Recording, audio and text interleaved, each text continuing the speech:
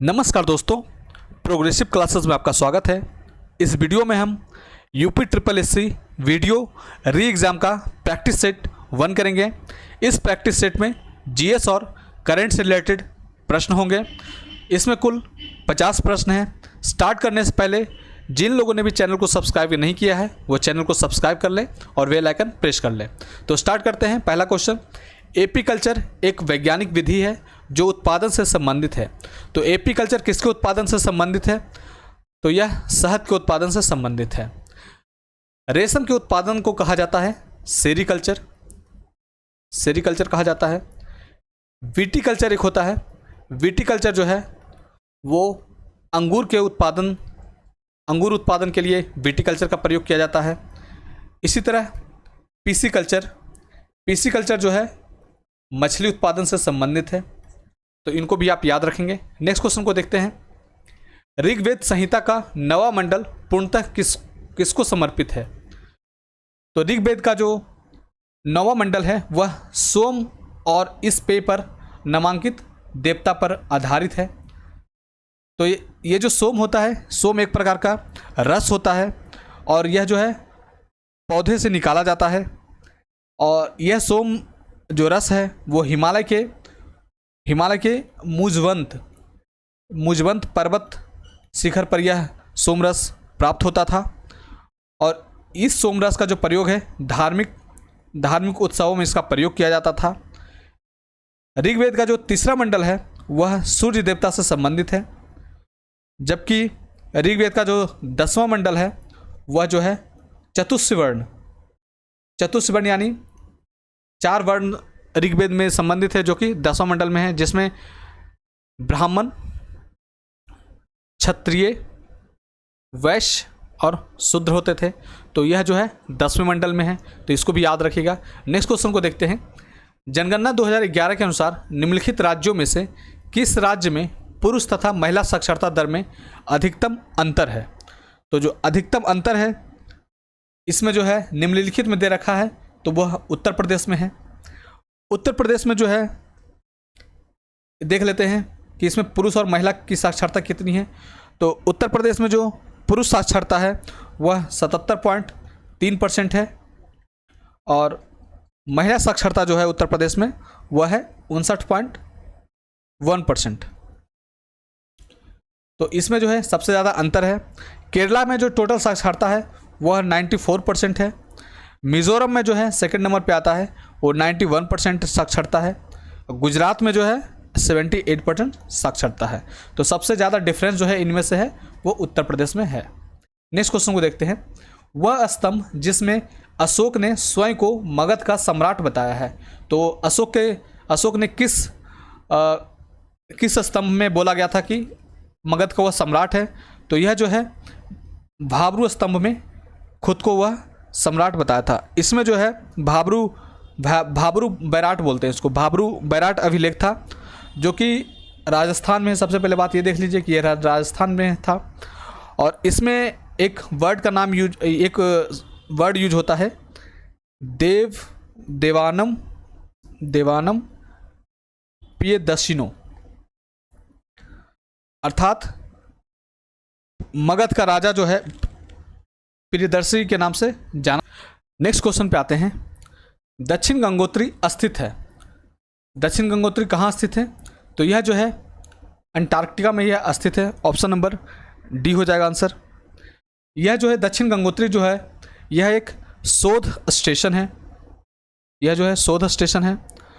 अभी जो है वर्तमान में यह दक्षिण गंगोत्री अभी नहीं है। अब यहाँ पे 2 बचे हैं, 2 शोध स्टेशन बचे हैं, जिसमें मैत्री और भारती 2 हैं। इसको आप याद रखेंगे। नेक्स्ट क्वेश्चन को देखते हैं। निम्नलिखित में से कौन सा एक सही नहीं है, सही सुमेलित नहीं है? तो मैच करवाते हैं। इसमें देखते हैं। भीमराव अंबेडकर इंडिपेंडेंट, गलत बात है। इंडिपेंडेंट जो है भीमराव अंबेडकर ने नहीं लिखा था। इंडिपेंडेंट जो लिखा था मोतीलाल नेहरू ने लिखा था, मोतीलाल नेहरू। तो पहला जो ये ऑप्शन है वो गलत हो जाएगा और बाकी जो हैं तीनों सही हैं। बाल गंगाधर तिलक केसरी लिखे थे। एनी बेसेंट न्यू इंडिया लिखे थे, ये भी सही है। और दादा भाई नौरोजी रफ्त गुफ्तार लिखे थे, ये भी सही है। और ये जो इंडिपेंडेंट है वो मोतीलाल नेहरू ने स्वशासन के लिए मांग करते हुए इंडिपेंडेंट पत्रिका को जारी किया था। नेक्स्ट क्वेश्चन को देखते हैं, निम्नलिखित में से कौन असम में 1857 की क्रांति का नेता था? तो असम में पूछ रहा है कि 1857 की क्रांति में नेता कौन थे? तो इसमें जो नेता थे वो दीवान मनीराम दत्त थे। इन्होंने असम से 1857 में नेतृत्व किया था। उन्होंने वहाँ के अंतिम राजा थे कंदपेश्वर सिंह। कंदपेश्वर सिंह नाम था उनका, और अंतिम राजा को राजा घोषित कर दिया था, और बाद में जो है मनीराम दत्त को फांसी दे दी गई थी। ऑप्शन नंबर ए सही हो जाएगा। नेक्स्ट क्वेश्चन को देखते हैं, ग्रेट बैरियर रीफ के समीप स्थित है। तो ग्रेट बैरियर रीफ किसके समीप है? तो यह जो है ऑस्ट्रेलिया के समीप है। ऑप्शन नंबर जो है सी सही हो जाएगा। और ग्रेट बैरियर रीफ जो है ऑस्ट्रेलिया के उत्तर पूर्वी घाट पर है। यह जो है उत्तर पूर्वी घाट पर है ऑस्ट्रेलिया के, और इसकी लंबाई जो है वो 1900 किलोमीटर से अधिक है। इसमें जो है छोटे छोटे जीवों के कोरल पॉलिप्स पाए जाते हैं, अस्थि पंजर जिसको बोलते हैं, और उनके लगातार जमाव से ही इसका निर्माण हुआ है। नेक्स्ट क्वेश्चन को देखते हैं, निम्नलिखित में से किसने गांधी जी के आंदोलन को राजनैतिक फिरौती कहा था? तो यह जो है लॉर्ड लिनलिथगो ने कहा था गांधी जी के आंदोलन को राजनैतिक फिरौती। इसके शासनकाल में गांधी जी ने भारत छोड़ो आंदोलन भी प्रारंभ किया था। भारत छोड़ो जो है 1942 में लॉर्ड लिनलिथगो के समय में ही शुरू किया था। नेक्स्ट क्वेश्चन को देखते हैं, निम्नलिखित में से कौन सा सौर मंडल का भाग नहीं है? तो सौर मंडल का इसमें बोल रहा है कौन सा भाग नहीं है? तो निहारिका जो है यह सौर मंडल का भाग नहीं है। सौर मंडल में कौन कौन से आते हैं? एक्चुअली सूर्य के चारों ओर चक्कर लगाने वाले जो जितने भी होते हैं वो सौर मंडल के भाग होते हैं। तो इसमें जो है क्षुद्र ग्रह आते हैं, धूमकेतु आते हैं, उल्का आते हैं, ग्रह आते हैं, ये सब आते हैं। और सौर मंडल में समस्त ऊर्जा का जो स्रोत है वह सूर्य ही है। निहारिका जो है हाइड्रोजन गैस के से बने बादलों का एक समूह है जो कि सौर मंडल का भाग नहीं है। नेक्स्ट क्वेश्चन को देखते हैं, महात्मा गांधी के चंपारण सत्याग्रह का विरोध किसने किया था?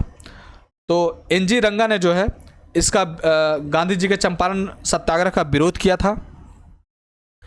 1917 में जो है गांधी जी राजकुमार शुक्ल के आग्रह पर चंपारण जाते हैं, और वहाँ पे परिस्थिति को देखते हुए उन्होंने चंपारण सत्याग्रह को शुरू किया था। और चंपारण सत्याग्रह के समय गांधी जी के साथ जो लीडर थे वो इम्पोर्टेंट है। तो राजेंद्र बाबू थे, ब्रज किशोर प्रसाद थे, इनको आप याद रखिए, ब्रज किशोर प्रसाद, महादेव देसाई, ये बहुत फेमस लीडर थे, महादेव देसाई, जेबी कृपलानी। ये कई बार पूछा जाता है कि इनमें से कौन कौन से लीडर जो थे वो गांधी जी के साथ थे। तो डॉक्टर राजेंद्र प्रसाद थे, ब्रज किशोर प्रसाद थे, महादेव देसाई थे, और जेबी कृपलानी थे। और इसी में चंपारण सत्याग्रह के दौरान गांधी जी के नेतृत्व से प्रभावित होकर रविंद्रनाथ ने इन्हें महात्मा की उपाधि प्रदान की थी। तो इसको भी आप याद रखेंगे। नेक्स्ट क्वेश्चन को देखते हैं, निम्नलिखित नगरों में से किसका लिंगानुपात अधिकतम है? तो चेन्नई का जो है इसका लिंगानुपात, 4 महानगर हैं आप जानते हैं, मुंबई, दिल्ली, कोलकाता, चेन्नई। तो इनमें से जो है सबसे अधिकतम लिंगानुपात जो है वो चेन्नई का है।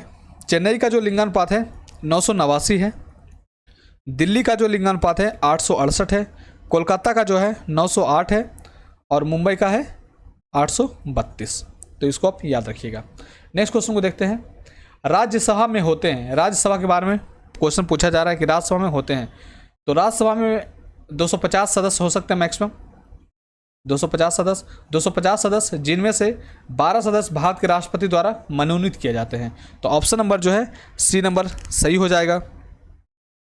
और आपको पता है कि संसद का जो निर्माण होता है राज्यसभा, लोकसभा और राष्ट्रपति से होता है संसद का निर्माण, तो ये आपको पता होना चाहिए। मैक्सिमम जो है 250 सदस्य हो सकते हैं राज्यसभा के। वर्तमान में जो है 245 सदस्य हैं, और 12 जो है राष्ट्रपति द्वारा नॉमिनेटेड हैं।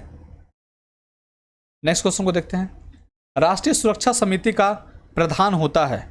तो राष्ट्रीय सुरक्षा समिति का प्रधान जो होता है वो राष्ट्रपति होते हैं। तो ऑप्शन नंबर सी हो जाएगा। राष्ट्रपति में ही संघ की कार्यपालिका शक्ति राष्ट्रपति में ही निहित होती है। और भारत में जो है संसदीय व्यवस्था अपनाया गया है, संसदीय व्यवस्था को अपनाया गया है। नेक्स्ट क्वेश्चन को देखते हैं, निम्नलिखित में से कौन सा एक सही सुमेलित है? तो सही सुमेलित कौन सा है, तो इसमें देख लेते हैं। संविधान का भाग 2, संविधान का भाग 2 मौलिक अधिकार से संबंधित नहीं है, जबकि यह जो है नागरिकता से संबंधित है। यह किससे है? नागरिकता से संबंधित है। भाग 3 जो है वह मौलिक अधिकार से संबंधित है, यह मौलिक अधिकार यानी फंडामेंटल राइट से संबंधित है। 4A जो है मौलिक कर्तव्य से संबंधित, तो ये बिल्कुल सही है, तो ऑप्शन नंबर जो है सी नंबर सही हो जाएगा। और संविधान का जो 5वां भाग है वह संघ से संबंधित है, ना कि DPSP से। 5वां भाग जो है संघ से संबंधित है। नेक्स्ट क्वेश्चन पे आते हैं, भारतीय संविधान में निम्नलिखित पदों में वरीयता की दृष्टि से सही क्रम कौन सा है? तो इसमें सही क्रम देखते हैं, तो ऑप्शन नंबर आप बी को अगर देखेंगे तो इसमें सबसे पहले आएंगे राज्यों के राज्यपाल आएंगे, फिर भारत के मुख्य न्यायाधीश आएंगे, राज्यों के मुख्यमंत्री आएंगे और मुख्य चुनाव आयुक्त आएंगे। तो ऑप्शन नंबर बी ये सही हो जाएगा। वरीयता क्रम के बारे में थोड़ा सा आपको बता देते हैं कि कैसे कैसे वरीयता क्रम होता है। तो आप जानते हैं पहले नंबर पे जो आएंगे वो राष्ट्रपति आएंगे, प्रेसिडेंट आएंगे। सेकंड नंबर पे आएंगे वाइस प्रेसिडेंट। थर्ड पे जो आएंगे PM आएंगे। फोर्थ पे जो है राज्यों के राज्यपाल यानी गवर्नर आएंगे राज्यों के अपने अपने राज्य में। फिर 5वें नंबर पे जो आते हैं वो भूतपूर्व राष्ट्रपति होते हैं, भूतपूर्व प्रेसिडेंट। और पाँच के क में जो आते हैं उप प्रधानमंत्री आते हैं। फिर 6 नंबर पे जो है भारत के मुख्य न्यायाधीश आते हैं, सुप्रीम कोर्ट के न्यायाधीश आते हैं। और 7 नंबर पे जो है लोकसभा के अध्यक्ष आते हैं। और 8वें नंबर पे राज्यों के मुख्यमंत्री आते हैं। और एक चीज़ आप याद रखिएगा कि जिन्हें भी भारत रत्न मिला हुआ है उनको इस वरीयता क्रम में उनको जगह दी गई है। नेक्स्ट क्वेश्चन को देखते हैं, संविधान में मंत्रिमंडल शब्द का एक ही बार प्रयोग हुआ है और यह कहाँ हुआ है? तो यह मंत्रिमंडल शब्द का जो प्रयोग हुआ है अनुच्छेद 352 में हुआ है, में एक ही बार प्रयोग किया गया है। और 352 जो है राष्ट्रीय आपातकाल से संबंधित है यह। नेक्स्ट क्वेश्चन को देखते हैं, उत्तर प्रदेश में सीमांत कृषक किन्हें कहा गया है? तो सीमांत कृषक जो है 1 हेक्टेयर की भूमि से कम वालों को सीमांत कृषक कहा गया है। तो ऑप्शन नंबर जो है बी सही होगा। नेक्स्ट क्वेश्चन पे आते हैं, योजना में कोर सेक्टर का तात्पर्य है। तो कोर सेक्टर का तात्पर्य किससे है? तो यह जो है लोहा एवं इस्पात उद्योग को कोर सेक्टर कहा जाता है। कोर सेक्टर बेसिकली उन्हें कहा जाता है जो अर्थव्यवस्था में लंबे टाइम तक डेवलपमेंट के लिए वह विशेष महत्व रखते हैं। इसमें लौह एवं इस्पात आता है, दूरसंचार आता है, सड़क निर्माण आता है और रेलवे आते हैं। ये सब आते हैं कोर सेक्टर में। नेक्स्ट क्वेश्चन को देखते हैं, हरे पौधे में प्रकाश संश्लेषण की क्रिया में होता है। तो प्रकाश संश्लेषण की क्रिया में क्या होता है कि कार्बन डाइऑक्साइड उसमें लेते हैं और ऑक्सीजन छोड़ते हैं। तो पौधा जो है कार्बन डाइऑक्साइड लेता है और ऑक्सीजन छोड़ता है, और वो ऑक्सीजन ह्यूमन और लिविंग थिंग लेता है ऑक्सीजन। तो ऑप्शन नंबर जो है बी सही हो जाएगा। नेक्स्ट क्वेश्चन को देखते हैं, घर की सुरक्षित विद्युत सप्लाई के लिए उपयोग में आने वाला फ्यूज तार किस धातु का बना होता है? जिस धातु का बना होता है उसका क्या होता है? गलनांक कम होता है या ज़्यादा होता है? तो गलनांक जो है इसका कम होता है। तो ऑप्शन नंबर जो है ए ऑप्शन सही हो जाएगा। और यह जो है तांबा और इसमें बेसिकली जो है टीना और सीसा यानी लेड से बनाया जाता है बेसिकली यह धातु जो है, और इसका गलनांक जो है कम होता है तथा प्रतिरोध भी कम होता है। गलनांक भी कम होगा और प्रतिरोध भी कम होगा। इसको आप याद रखिए, बहुत बार ये क्वेश्चन पूछा जाता है। वित्त बिल के लिए किसकी पूर्व स्वीकृति आवश्यक है? तो वित्त बिल के लिए जो है भारत के राष्ट्रपति की स्वीकृति जो है आवश्यक है। तो ऑप्शन नंबर जो है सी सही हो जाएगा। राष्ट्रपति की स्वीकृति जो है किस किस में है तो देख लेते हैं। धन विधेयक में, राज्य की सीमाओं में, क्षेत्रों तथा नामों को परिवर्तन करने वाले विधेयक में, इन सब में जो है राष्ट्रपति की पूर्व अनुमति के बिना संसद में पेश नहीं किया जा सकता है। धन विधेयक पर जो है वह लोकसभा का एक अधिकार है, लोकसभा का जो है अधिकार है धन विधेयक पर। प्रधानमंत्री की नियुक्ति आप जानते हैं कि राष्ट्रपति द्वारा की जाती है, और मंत्रिमंडल के अन्य सदस्यों की नियुक्ति जो है राष्ट्रपति की सिफारिश पर होता है। नेक्स्ट क्वेश्चन को देखते हैं, स्टेनलेस स्टील मिश्र धातु है, तो स्टेनलेस स्टील किससे बना होता है? तो आप जाते हैं इसमें जो है लोहा, Fe, क्रोमियम और निकल, ये इन 3 धातुओं से यह स्टेनलेस स्टील बनाया जाता है। और क्रोमियम जो है इसमें 18% इसमें प्रयोग किया जाता है। नेक्स्ट क्वेश्चन को देखते हैं। भौतिक परिवर्तन का एक उदाहरण है, तो भौतिक परिवर्तन का उदाहरण है पानी में चीनी का घुलना। पानी में चीनी का घुलना भौतिक परिवर्तन उसे कहते हैं जिसे पुनः उसी अवस्था में लाया जा सकता है, तो उसे भौतिक परिवर्तन कहते हैं। रासायनिक परिवर्तन उसे कहते हैं जो पुनः उसी अवस्था में नहीं बदला जा सकता है। जैसे दूध से दही बनाना, यह जो है एक रासायनिक क्रिया है। इसे आप दूध से दही, जब दही बना देंगे तो दही से आप दूध नहीं बना सकते हैं, तो यह जो है रासायनिक क्रिया है ये तीनों, और ये जो है भौतिक परिवर्तन है। नेक्स्ट क्वेश्चन को देखते हैं। टेफ्लॉन एक बहुलक है जिसमें होता है, तो टेफ्लॉन में क्या होता है? फ्लोरीन होता है। टेफ्लॉन में क्या होता है?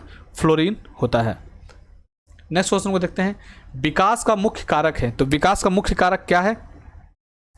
विकास का मुख्य कारक है प्राकृतिक वरण, यानी नेचुरल सिलेक्शन जो है, नेचुरल सिलेक्शन जो है वो विकास का मुख्य कारक है।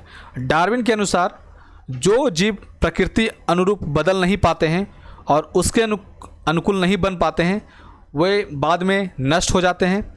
इसी को प्राकृतिक वरण या फिर नेचुरल सिलेक्शन कहा जाता है। नेक्स्ट क्वेश्चन को देखते हैं।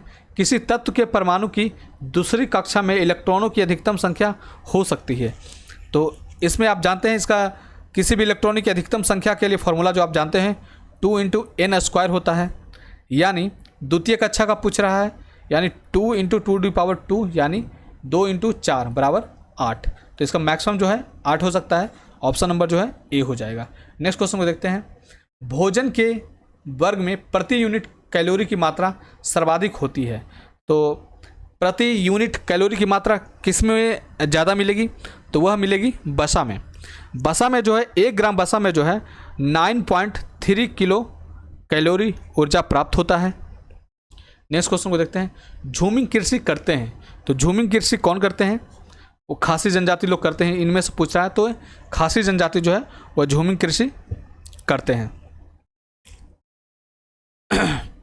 गारो खासी जयंतिया जो है वो मेघालय में है, आप पहाड़ी क्षेत्र है, उससे कंफ्यूज नहीं करना है। प्रशीतन खाद्य परीक्षण में मदद करता है, तो प्रशीतन जो है खाद्य परीक्षण में मदद करता है, तो ऑप्शन नंबर जो है ये जैव रासायनिक अभिक्रियाओं की दर कम करके। ये बहुत बार ये क्वेश्चन पूछा जा चुका है, तो ये पूछते ऐसे डायरेक्ट क्वेश्चन पूछता है कि प्रशीतन खाद्य परीक्षण में मदद करता कैसे? तो जैव रासायनिक अभिक्रियाओं की दर कम करके। नेक्स्ट क्वेश्चन को देखते हैं। एस्ट्रोजन किसके द्वारा उत्पादित होता है? एस्ट्रोजन जो है किसके द्वारा उत्पादित होता है? तो एस्ट्रोजन जो है वो पुटिका द्वारा उत्पादित होता है। एस्ट्रोजन जो बेसिकली एक एस्टेरॉइड होता है, यह एक एस्टेरॉइड होता है, और ये ग्रेफिनियन पुटिका से यह निकलता है। नेक्स्ट क्वेश्चन को देखते हैं। सब्जियों की खेती के लिए निम्नलिखित मृदाओं में से कौन सी सर्वोत्तम मृदा है? मतलब सबसे बढ़िया जो है सब्जी की खेती के लिए कौन सा मृदा जो सबसे बेस्ट है? तो ये जो बलुई दोमट जो है वो सब्जियों की खेती के लिए सबसे उत्तम मृदा है। नेक्स्ट क्वेश्चन को देखते हैं। निम्नलिखित सब्जियों में से कौन सा एक प्रोटीन का प्रचुरतम स्रोत है? तो प्रोटीन का जो इनमें जो है ऑप्शन में ये मटर जो है प्रोटीन का सोर्स है। नेक्स्ट क्वेश्चन, इसमें जो है 7.2% प्रोटीन पाया जाता है, 7.2%। नेक्स्ट क्वेश्चन को देखते हैं। निम्नलिखित में से कौन सा बायोडीजल की फसल है? तो जेट्रोफा जो है बायोडीजल की फसल है, तो ऑप्शन नंबर सी नंबर सही होगा। कुछ और भी है जिसको बोलते हैं रतन जोत, रतन जोत भी है, जंगली एरंडी भी है, और जेट्रोफा तो है ही। नेक्स्ट क्वेश्चन को देखते हैं। अनुवांशिकी अध्ययन है, तो अनुवांशिकी किसका अध्ययन है? तो यह वंशगति और विविधता से का अध्ययन है, तो ऑप्शन नंबर जो है सी नंबर सही हो जाएगा। अनुवांशिकी का जो इंग्लिश बोलते हैं जेनेटिक्स बोलते हैं, जेनेटिक्स। और अनुवांशिकता के बारे में सर्वप्रथम जो जानकारी दी थी आप जानते हैं Gregor John Mendel, Gregor John Mendel. Next question को देखते हैं। मृदा विज्ञान में मृदा को मानते हैं, मृदा विज्ञान में मृदा को मानते हैं, तो मृदा को क्या मानते हैं? प्राकृतिक पिंड मानते हैं, तो ऑप्शन नंबर ए सही हो जाएगा। नेक्स्ट क्वेश्चन को देखते हैं। एक अंतरिक्ष यान जो चक्कर लगा रहा है एक अंतरिक्ष यान जो चक्कर लगा रहा है से एक सेव छोड़ा जाता है, तो वह मतलब बोल रहा है कि अगर एक अंतरिक्ष यान से जो कि राउंड लगा रहा है उससे एक सेव छोड़ा जाता है तो क्या होगा, तो वह जो है अंतरिक्ष यान के साथ साथ उसकी गति भी गति से गतिमान होगा। तो ऑप्शन नंबर जो है सी नंबर सही होगा। नेक्स्ट क्वेश्चन को देखते हैं, जैव विविधता में परिवर्तन होता है, तो जैव विविधता में परिवर्तन कैसे होगा, जब भूमध्य रेखा की तरफ बढ़ती है। तो ऑप्शन नंबर ए हो जाएगा सही, सॉरी ऑप्शन नंबर ए सही हो जाएगा। भूमध्य रेखा की तरफ आप बढ़ेंगे तो इसका जो जैव विविधता जो है, बायोडाइवर्सिटी जो है वो बढ़ती जाएगी। भूमध्य रेखा पर वर्षा भी खूब होती है और गर्मी भी खूब होती है। यहाँ पे भूमध्य रेखीय जलवायु पाई जाती है, भूमध्य रेखीय जलवायु पाई जाती है और रोज़ दोपहर के बाद यहाँ पे वर्षा होती है और साल भर यहाँ पे नमी बनी रहती है, जिनके कारण विभिन्न प्रकार के यहाँ पे पौधे उत्पन्न होते हैं और विविधता सर्वाधिक होती है। नेक्स्ट क्वेश्चन को देखते हैं, जन कल्याण पर्व का संबंध किस शहर से है, तो जन कल्याण का जो संबंध है वो मथुरा से है। ऑप्शन नंबर जो है बी नंबर इसका आंसर हो जाएगा। नेक्स्ट क्वेश्चन को देखते हैं, सर्वाधिक अस्थाई पारिस्थितिकी तंत्र या इकोसिस्टम निम्न में से कौन है, तो सबसे स्टेबल बोल रहा है ये, सबसे स्टेबल जो है पारिस्थितिकी तंत्र कहाँ पाया जाएगा, तो यह जो है महासागर में यह पाया जाएगा। ऑप्शन नंबर सी सही हो जाएगा। नेक्स्ट क्वेश्चन है, बायोटेक्नोलॉजी पार्क अवस्थित है, बायोटेक्नोलॉजी पार्क जो है लखनऊ में है। ऑप्शन नंबर ए सही हो जाएगा। नेक्स्ट क्वेश्चन को देखते हैं, लोकसभा की कार्यवाही में भाग लेने का अधिकारी कौन नहीं होता है, तो इनमें से कौन से जो हैं वो लोकसभा की कार्यवाही में भाग नहीं ले सकते हैं, तो ये जो है आप ऑप्शन देखिए, भारत के राष्ट्रपति के जो सचिव हैं वो इस कार्यवाही में भाग नहीं लेते हैं। कैग भाग लेता है, अटॉर्नी जनरल लेते हैं और सॉलिसिटर जनरल भी लेते हैं, लेकिन भारत के राष्ट्रपति के जो सचिव हैं वो इसके कार्यवाही में भाग नहीं लेते हैं। नेक्स्ट क्वेश्चन को देखते हैं, उत्तर प्रदेश में कृषि विश्वविद्यालय की संख्या कितनी है, तो उत्तर प्रदेश में जो है कृषि विश्वविद्यालय की जो संख्या है वो 6 है। आपको मैं बताता हूँ, इसमें पहला है कानपुर में चंद्रशेखर आज़ाद कृषि विश्वविद्यालय, फिर सेकंड में फैजाबाद नरेंद्र देव कृषि विश्वविद्यालय, थर्ड है इलाहाबाद सैम हिगिन बॉटम कृषि विश्वविद्यालय, फोर्थ है मेरठ में सरदार वल्लभ भाई पटेल कृषि विश्वविद्यालय, और पाँचवा जो है बांदा में श्री कांसीराम जी कृषि विश्वविद्यालय, और छठा जो है वो झांसी में झांसी रानी लक्ष्मीबाई केंद्रीय कृषि विश्वविद्यालय झांसी में है। नेक्स्ट क्वेश्चन को देखते हैं, उत्तर प्रदेश में सस्य जलवायु क्षेत्र की संख्या कितनी है, तो यहाँ जो है सस्य जलवायु क्षेत्र की जो संख्या है वो 9 है। ऑप्शन नंबर इसका सी सही हो जाएगा। नेक्स्ट क्वेश्चन को देखते हैं, केवल विकलांगों के लिए भारत में बनाए जाने वाले प्रथम विश्वविद्यालय का मुख्यालय होगा, तो इसका मुख्यालय कहाँ होगा, तो इसका मुख्यालय जो होगा चित्रकूट में होगा। ये काफ़ी इंपॉर्टेंट क्वेश्चन है, इसकी आने की संभावना प्रबल है, तो यह इसको आप याद रखिएगा, चित्रकूट में है। और इस विश्वविद्यालय की जो स्थापना की थी स्वामी, इनका नाम है स्वामी राम भद्राचार्य, श्री राम भद्राचार्य। नेक्स्ट क्वेश्चन, निम्नलिखित उत्तर प्रदेश के जनपदों में भोक्सा जनजाति कहाँ पाई जाती है, तो भोक्सा जनजाति जो है ये एक्चुअली इसको भोक्सा को बुक्सा बोला जाता है, इसको लिख दिया है, इसको बुक्सा जनजाति बोला जाता है। और बुक्सा जनजाति जो है बिजनौर और आगरा में पाया जाता है। और ये जो है बुक्सा जनजाति जो है अपने आप को राजपूत का अपने आप को ये वंशज मानते हैं। नेक्स्ट क्वेश्चन को देखते हैं, वर्ष 2022 के लिए Swiss brokerage company UBS securities India की रिपोर्ट के अनुसार भारत की आर्थिक विकास दर अनुमानित है, तो इनके अकॉर्डिंग जो है 9.1% जो है वो भारत की विकास दर अनुमानित है स्विस ब्रोकरेज कंपनी UBS द्वारा। ऑप्शन नंबर सी जो है सही हो जाएगा। नेक्स्ट क्वेश्चन है, निम्नलिखित में से किस देश की सेना के तत्कालिक सरकार को भंग कर आपातकाल लगा दिया गया है, तो सूडान में आप जान रहे हैं, सूडान माली में इस सब में चल रहा है, यहाँ पे सेना का सत्ता स्थापित हो चुका है, तो ऑप्शन नंबर जो है डी सही हो जाएगा।